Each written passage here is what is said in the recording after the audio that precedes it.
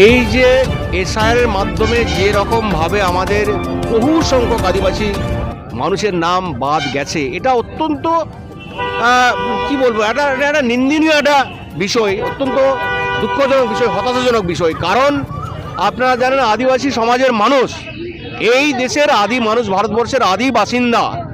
এবার তাদেরকে নতুন করে প্রমাণ করার কিছু কি আছে যে এরা এই দেশের বাসিন্দা নন, এই দেশের অধিবাসী নন, এই দেশের অধিবাসী নন, এই রকম কি কোনো নতুন করে প্রমাণ করার কোনো জায়গা আছে?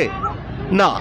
তা এই যে এত বিশাল সংখ্যক মানুষের নাম বাদ দেওয়া হচ্ছে, এটা কিন্তু আমরা আদিবাসী সমাজের মানুষ অত্যন্ত ক্ষুব্ধ, অত্যন্ত আমরা মানে হতাশাগ্রস্ত এবং অত্যন্ত আমরা দুঃখিত যে সারা পশ্চিমবাংলায় আমরা যদি দেখি সেটা তো প্রায় লক্ষাধিক আদিবাসী সম্প্রদায়ের মানুষ বাদ চলে গেছে এবং সামগ্রিকভাবে তো আপনারা সংখ্যা জানেন প্রায় 90 লক্ষের উপর এরকম বাতিল হয়েছে।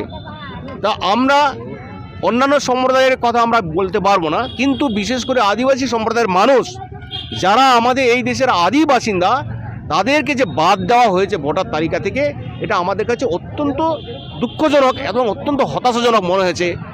আপনারা সকলেই জানেন, নতুন করে বলার জায়গা নেই, এই দেশে ভারতবর্ষের মাটিতে পবিত্র ভারত ভূমিতে যদি কেউ এসে তাকে প্রথম পদার্পণ করে থাকে, বাসিন্দা বসতি করে থাকে, সেটা হচ্ছে আমাদের দেশের আদিবাসী সম্প্রদায়ের মানুষ।